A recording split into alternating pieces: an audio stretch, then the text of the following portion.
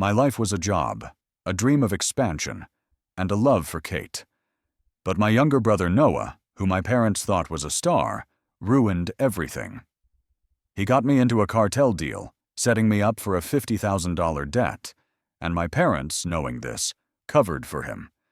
I lost my business, my family, almost my life. My name's Liam Crowe. I'm 34, and I'm an auto mechanic from San Diego, California. My life's all about the smell of motor oil, the creak of lifts, the roar of engines, and endless bills for parts that I pay with the feeling that every cent's a step toward something bigger. I own a small shop called Crowe Motors, built from scratch, starting with side gigs in Old Man Frank's garage when I was 17. Back then, I fixed rusty pickups for $8 an hour. Now, I get Mercedes, Teslas, and even collectors from LA with their vintage Mustangs. My business is my pride.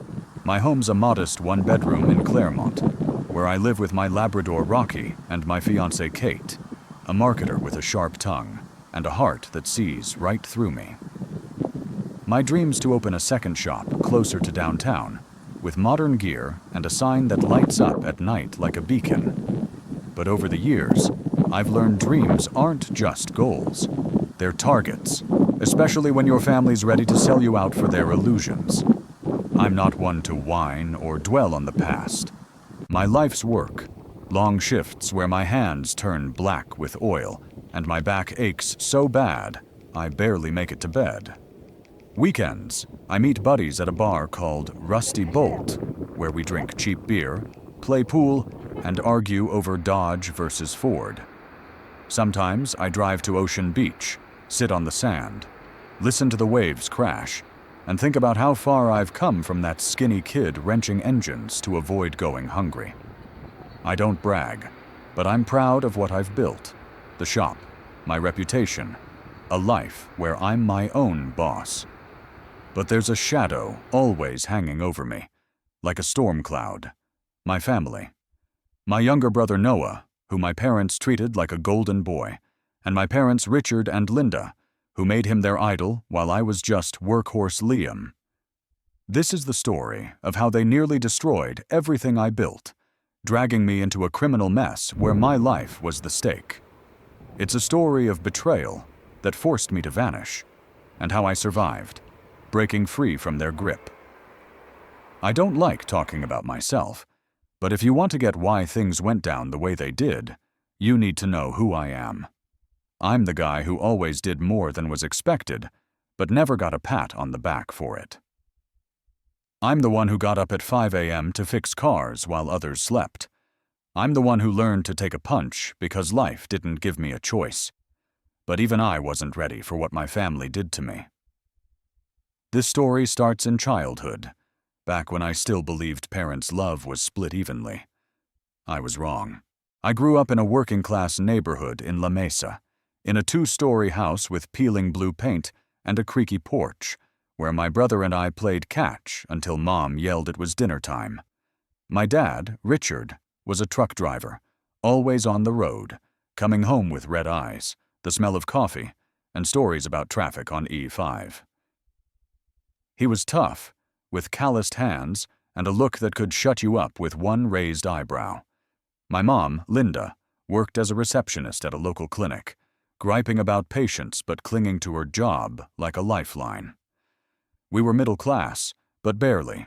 One bad month, like when Dad got in a wreck and couldn't work for a while, could have sent us spiraling into debt.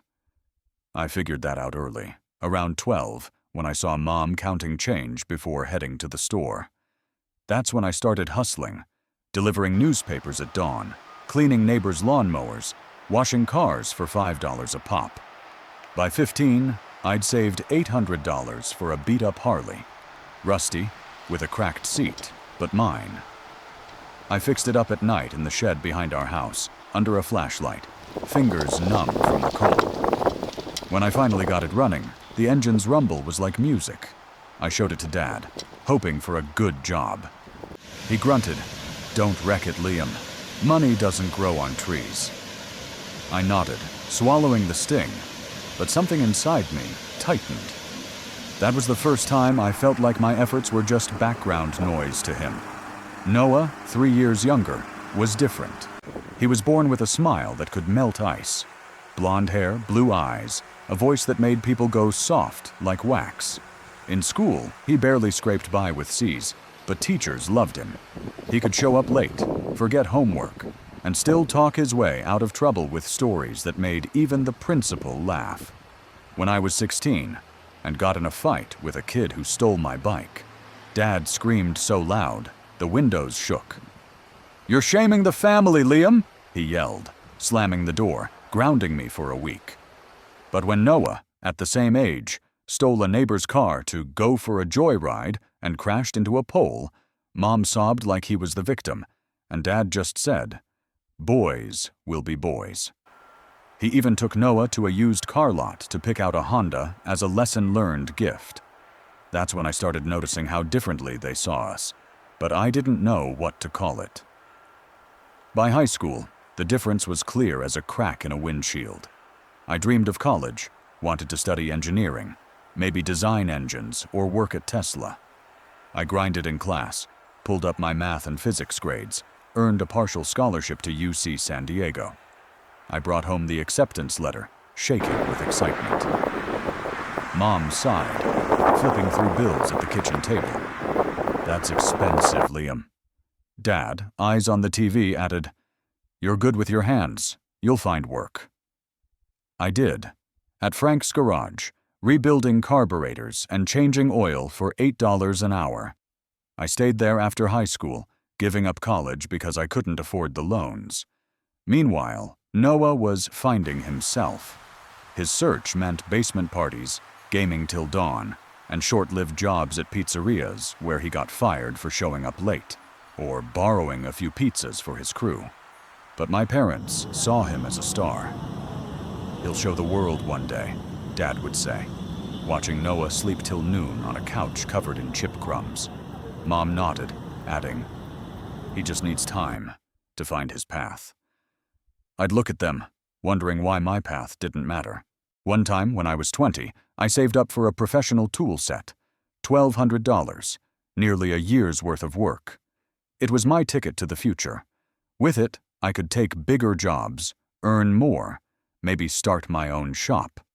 I kept it in a metal case, like treasure, checking every wrench, every bolt. That same night, Noah borrowed it to fix his buddy's bike. He brought it back 3 days later, missing half the wrenches and with a broken torque wrench. I was furious, yelling at him in the living room until Mom stepped in. "He didn't mean it, Liam." Dad, from his recliner, added, "Don't be stingy. It's just tools." I stared at their calm faces, feeling a lump I couldn't swallow. I stormed to my room, slammed the door, and swore I'd never let Noah take anything from me again. But I had no idea how deep his shadow ran. Years passed, but nothing changed. I worked at Frank's, learning to fix everything from tractors to sport bikes. I saved every penny, living on mac and cheese and tuna, dreaming of my own shop. Noah kept finding himself. He tried DJing, making YouTube videos, selling t-shirts with dumb designs. Every project ended in debt, which my parents covered by selling old stuff or taking loans. I watched their house slowly empty. First Mom's porcelain figurines, then Dad's big screen TV. But they never complained. Not about Noah. When I asked why they didn't make him get a job, Mom said, "He's creative, Liam." "Not everyone's like you." Dad added, "You'll make it without us, but Noah needs help." I stayed quiet, but the crack inside me grew wider. By 25, I opened Crowe Motors. It was a tiny garage on the edge of La Mesa, with a leaky roof, an old lift, and the smell of gasoline that sank into my skin. But it was mine, earned with every dollar I'd scrimped, skipping new sneakers or bar nights. I worked 14-hour days, fixing everything from rusty 80s Chevys to Teslas with finicky electronics. Customers loved my honesty. I didn't jack up prices, gave warranties, explained every repair, so even grandmas understood why brakes needed replacing. My hands were always greasy, my back hurt like an old man's. But I felt alive. This was my turf, my world, where I wasn't just workhorse Liam, but a guy who mattered. I invited my parents to the grand opening, hoping they'd see what I'd done. I scrubbed the floors, hung a new sign, even bought pizza and beer for guests. Dad showed up, glanced at the sign with my name, and muttered, "Not bad. But this ain't a real business, Liam. Noah's the one with big plans." Mom nodded, adjusting her glasses. "You've always been practical, but Noah's a dreamer." I stood there, shop key in hand, their words cutting like a dull knife. They left after half an hour, didn't even touch the pizza. I watched them go, their hunched backs fading, thinking maybe one day they'd see me. I was wrong. Noah was starting another startup then. He called himself an entrepreneur, though his projects were just flipping sneakers on eBay or trying to sell energy drinks on Instagram. His page was full of photos: Noah in sunglasses, Noah with a stack of cash, Noah in clubs with champagne bottles. My parents paid for it all: his $2,000 a month downtown apartment, a $35,000 Mustang, $5,000 leadership courses he ditched after a month because they weren't his vibe. I was renting a room from a friend for $600, eating peanut butter sandwiches, pouring every cent into the shop. Sometimes I'd visit my parents and see their house, Noah's photos on every wall, graduation, the beach, with some random girlfriend, but none of me. Like I was a ghost in their lives. One day, Noah showed up at the shop. He was in a $500 leather jacket with a new tattoo on his neck, a dragon wrapped around a dagger, red ink that probably cost my monthly take-home. He smelled like fancy cologne, though I knew he hadn't worked in 3 months. He asked to borrow $2,000 for an investment in some project. I said no. I needed a new lift to take on more work.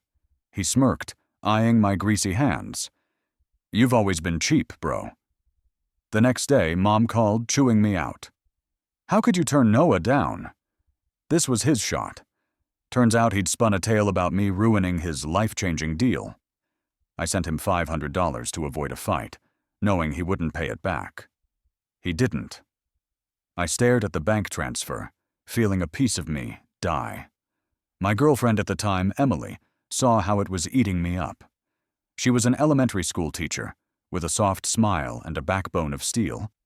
We dated for 2 years, and she was the only one who told me the truth. "Liam, your family's using you," she said one night after I came home from another fight with Mom. "They see you as a wallet, and Noah as a dream." I brushed it off, saying that's just how families are, but her words sank deep, like sand at the ocean floor. Emily was my lifeline, but even she couldn't pull me out of the swamp I was sinking into. I kept working, growing the business. I learned to fix hybrids, took a course on electronic diagnostics, started restoring classic cars.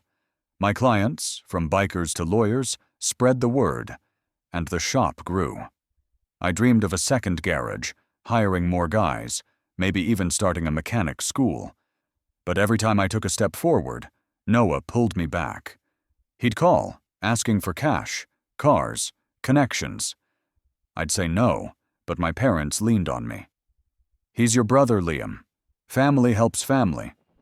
I helped, but each time I lost a piece of myself. One day Noah showed up with another plan. He wanted to open a bar, like in Miami, with neon signs and DJs.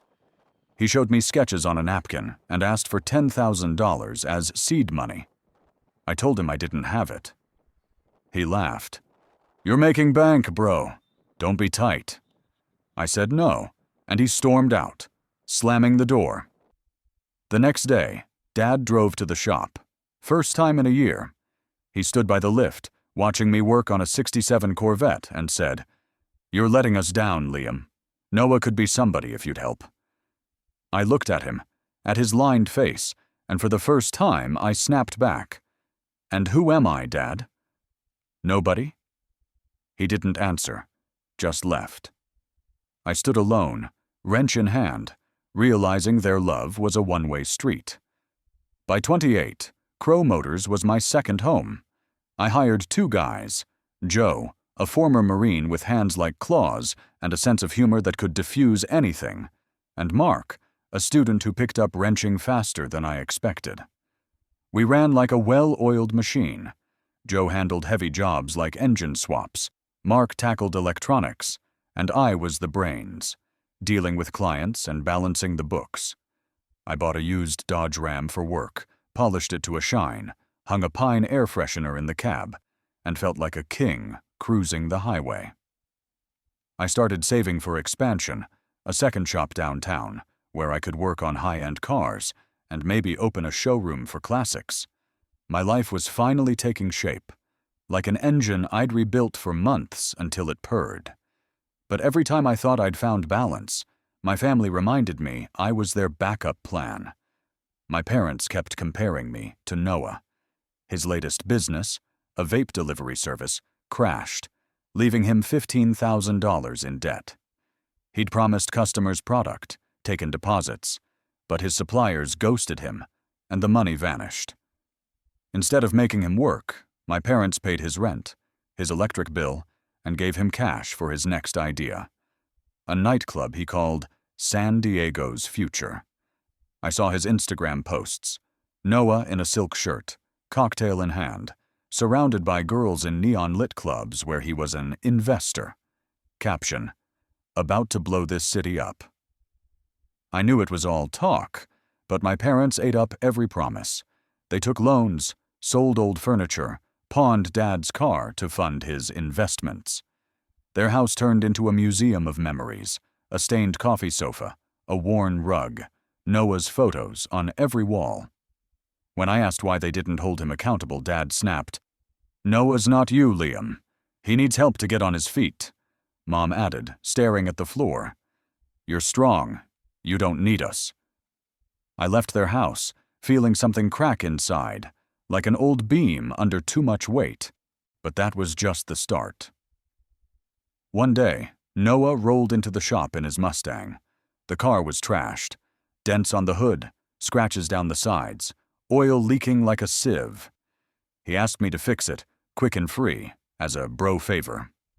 I agreed, even though it meant pulling an all-nighter after a 12-hour shift. I rebuilt the engine, changed the oil, pounded out the dents, spent $200 on parts out of my pocket. My hands shook from exhaustion, but I was proud. The car looked new. When Noah picked it up, he didn't say thanks. He slid behind the wheel, tossed an empty Red Bull can on the passenger seat, and peeled out, leaving cigarette smoke and muddy tracks. I stood in the empty shop, watching his taillights fade, feeling like he'd taken more than just the car. A week later, I found out he totaled the Mustang, drunk driving down Ocean Beach's boardwalk. The car was junk, bumper ripped off, engine seized. Insurance wouldn't pay because his license had been suspended 6 months earlier for speeding.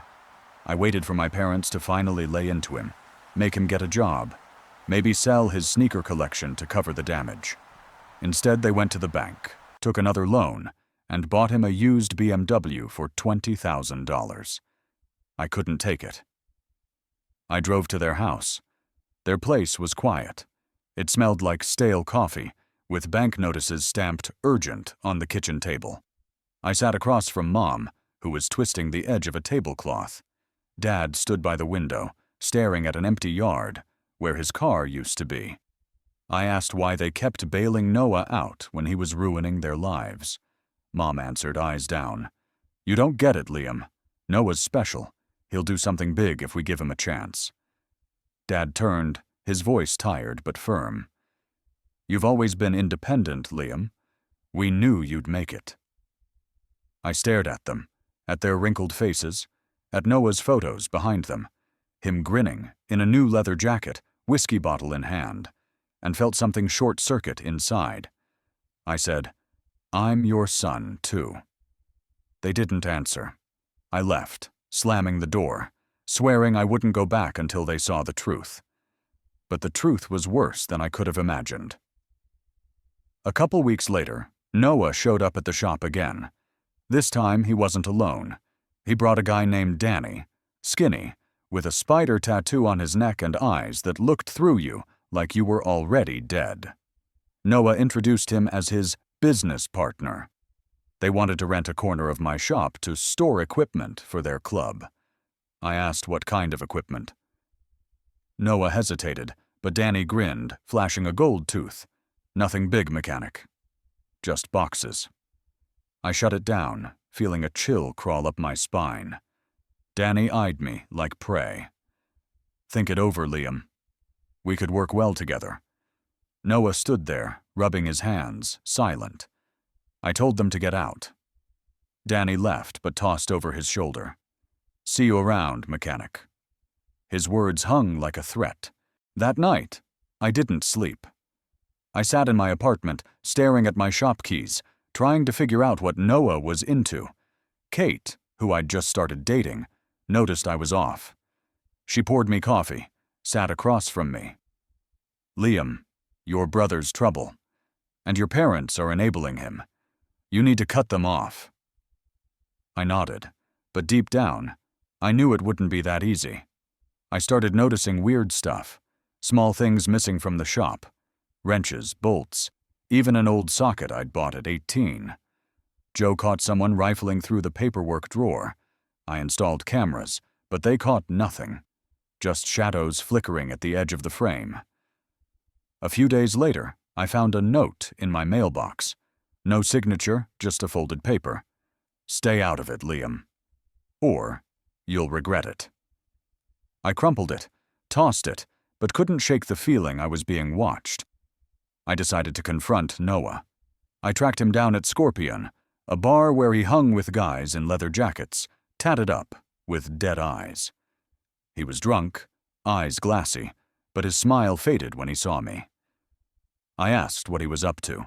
He brushed it off. You're paranoid, bro. But I saw his hand twitch toward his pocket, where his phone was. I grabbed his wrist. If you dragged me into your mess, Noah, I won't forgive you. He pulled free, his voice low. Chill, Liam. Live your boring life. He slipped into the crowd, and I stood by the bar, heart pounding. The next day, I found out Noah had taken my Dodge Ram without asking. It was parked outside his apartment, caked in mud, side mirror cracked, with a weird smell in the bed, sharp, chemical. I checked under the tarp and found empty plastic containers with white powder residue. I wasn't stupid. I knew it wasn't flour. I drove home, locked my door, and for the first time in years, I cried. Not from anger, but from realizing my brother was pulling me into something I couldn't wash off. I called Emily, hoping she'd listen, but her number was blocked. I was alone. A week later, Noah showed up again.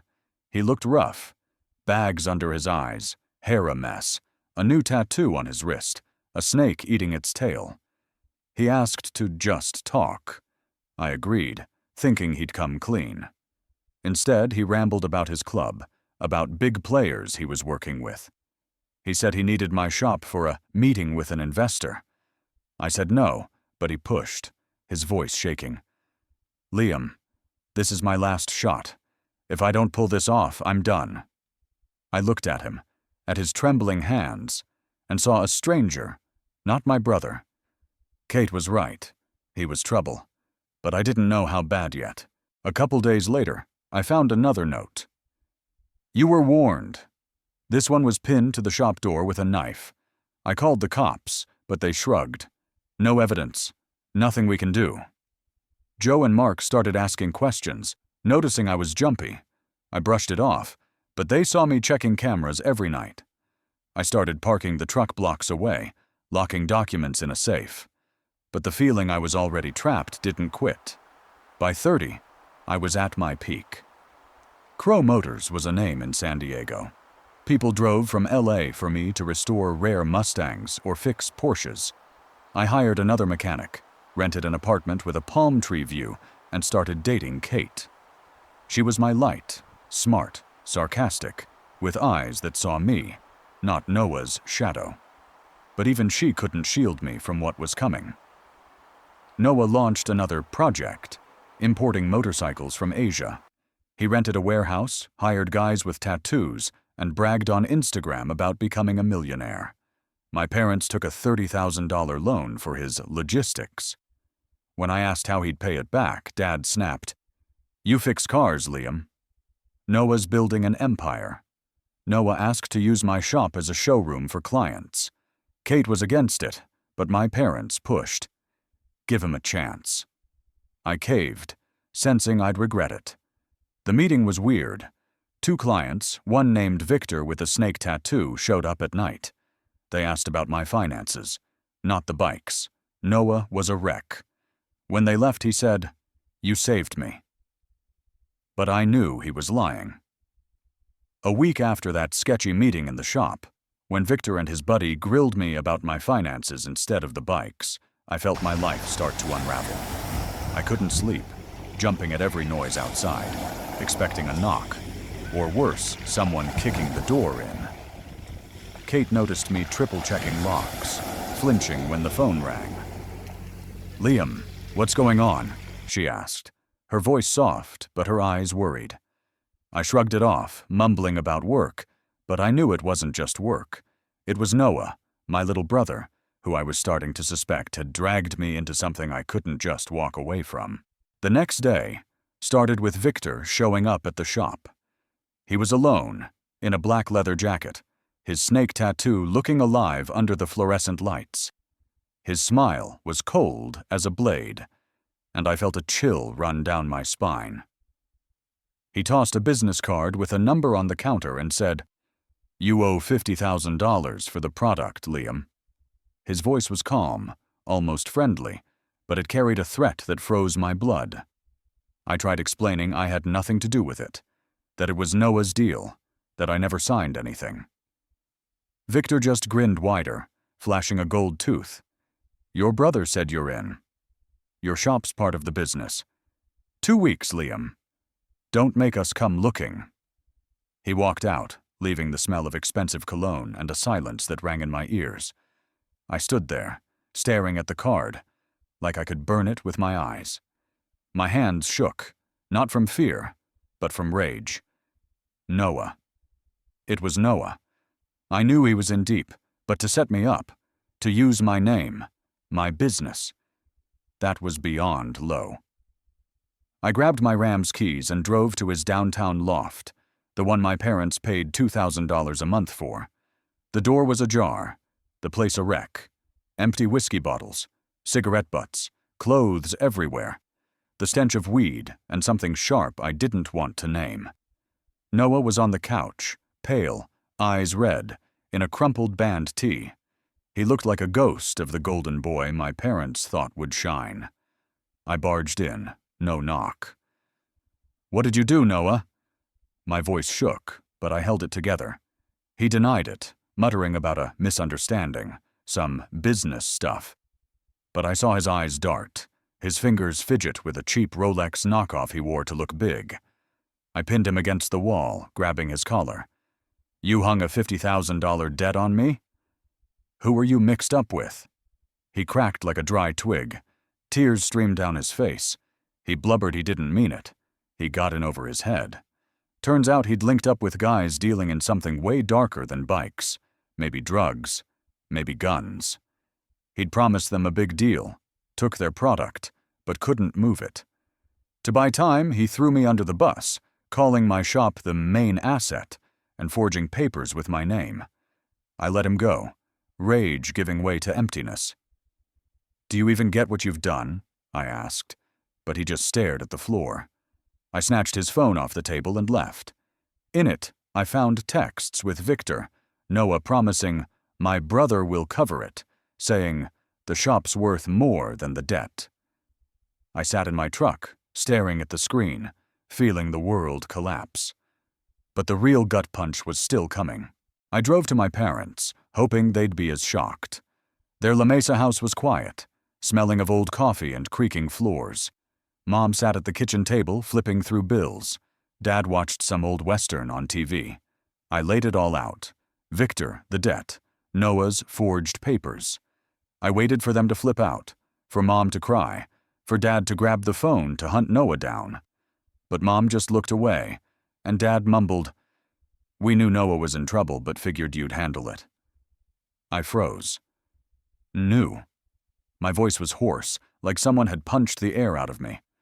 Turns out Noah told them about the debt a week ago, begging for help. They gave him $10,000 from their retirement fund to sort it out. They didn't tell me because, as Mom said, we didn't want to burden you.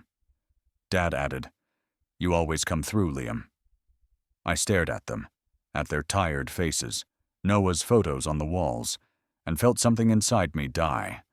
I left without a word, but in the truck, I lost it, slammed the steering wheel till my palms stung. Kate was waiting at home. She saw me walk in, toss my keys on the table, and sink onto the couch, staring into nothing. "Liam, talk to me," she said, sitting close. I spilled everything, every word burning like acid. She grabbed my hand, her fingers cold. "Liam, you need to run. These guys don't mess around." But I couldn't run. Crowe Motors was my life, my heart, built from sweat, sleepless nights, and every buck I didn't spend on myself. I couldn't just ditch it.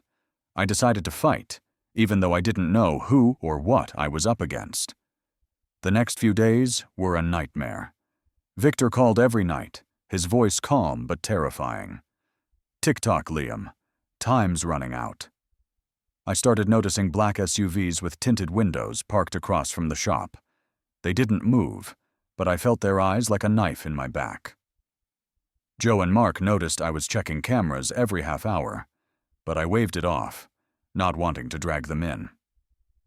Kate pushed me to get a lawyer. I found Paul, an older Italian guy with bushy brows and a gravelly voice. He listened, flipping through the papers I brought, invoices with my name, signed by Noah. "If your brother forged your signature, you're legally exposed," he said, shaking his head. "And these guys, they're not the negotiating type." He suggested going to the cops, but warned, "If this is a cartel, the police might make it worse." I left his office feeling the walls closing in.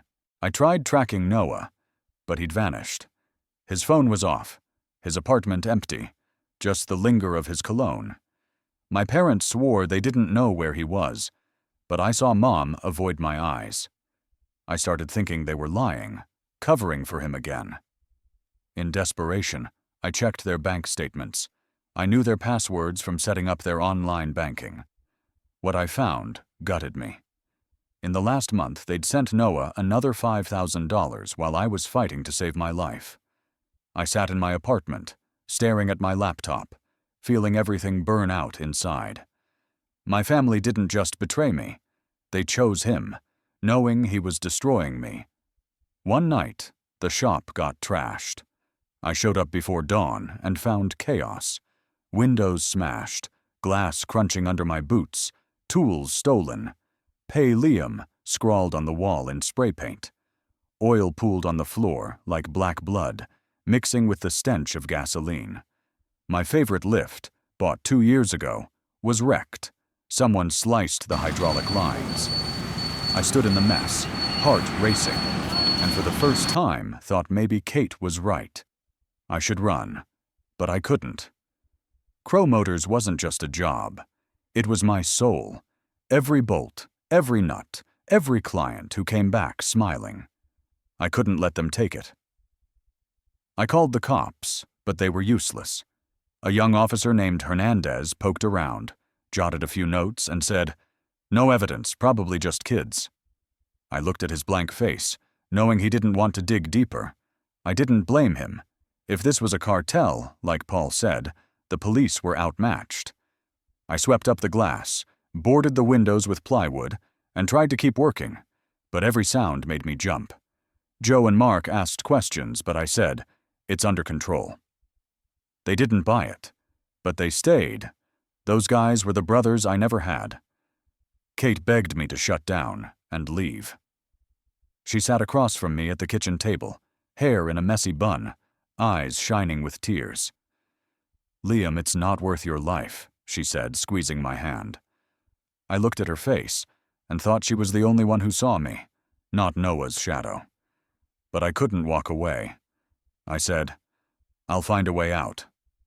She nodded, but I saw her fear. Not for herself. For me. I took a chance. An old client, Tony, who owned Rusty Bolt, wasn't just a bartender.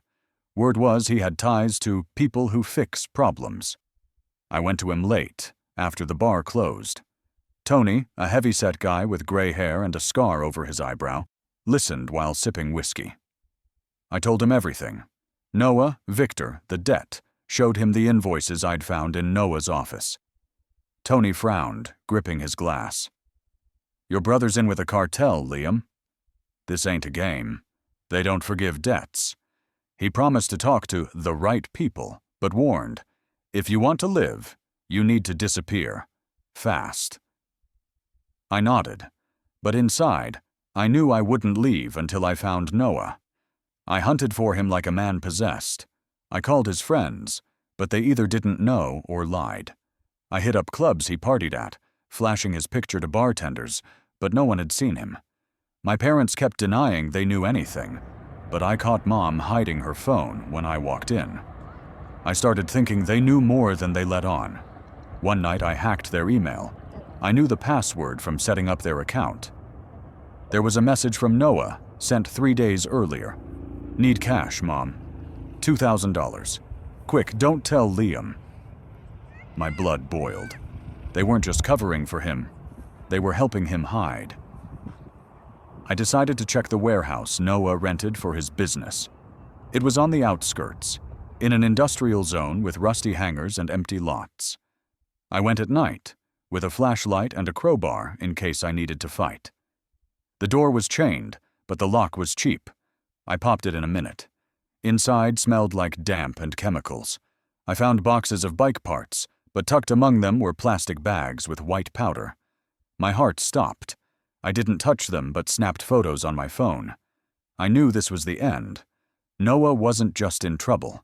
He was drowning, and pulling me down with him. I found Noah a week later. A buddy, a hacker called Spike, traced his credit card. He was holed up in a motel in Tijuana, across the border, in a dive with a flickering neon sign. I drove there alone, leaving Kate a note. "If I don't come back, don't look for me." The motel was straight out of a bad movie. Stained sheets, moldy air, flies buzzing by the lamp. Noah was on the bed, pale, hands shaking, in a wrinkled tee. When he saw me, he bolted, but I was faster. I grabbed his collar and slammed him against the wall, rage burning through me. He sobbed, muttering he didn't mean it. He got lost. I didn't listen. I demanded evidence. He pointed to his laptop and phone on the nightstand. I grabbed them, keeping my eyes on him. The phone had texts with Victor, Noah promising to pass the debt to Liam, saying, "The shop'll cover it." The laptop had forged documents with my name, invoices, even photos of Noah flexing with cash stacks in clubs while I fought for my life. I looked at him, at his bloodshot eyes, at the snake tattoo that now looked cheap, and felt nothing but emptiness. "You're not my brother anymore," I said, and walked out, leaving him on that bed. Back in San Diego, I handed everything to Tony. He scanned the files, frowned. "This'll help, but you need to lay low." 2 days later, he called. "Debt's cleared, but these guys don't forget. Get out, Liam." I knew Crowe Motors wasn't mine anymore. I sold the shop for $80,000, half its worth. I paid off Joe and Mark, wrote them references, hugged them goodbye. Kate held my hand as I signed the papers. "We'll start over," she said, and I believed her. Before I left, I made one last move. I sent my parents copies of Noah's texts, where he laughed at them, calling them his ATM. I included their bank statements, showing how they burned their savings on his debts. My note was short.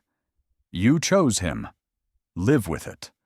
I left San Diego behind, moved to a new city, and changed my name to Will Ryder, so no one could track me down. I opened a tiny garage called Ryder Repairs in a dusty suburb. Kate came with me, despite the danger. We rented a little place with a beat-up fence and creaky porch, but it was ours. We got a puppy named Rocket. I started small, bikes, then cars, then high-end jobs. Within a year, my shop was the best in the area. Clients drove from nearby towns to get their Corvettes or Lexuses tuned up. My parents tried finding me. Spike said Noah was back in San Diego, busted for stealing electronics. My parents sold their house to pay for his lawyer. Now they're in a trailer. I don't feel pity or joy, just free. What would you do in my shoes? Drop your thoughts in the comments.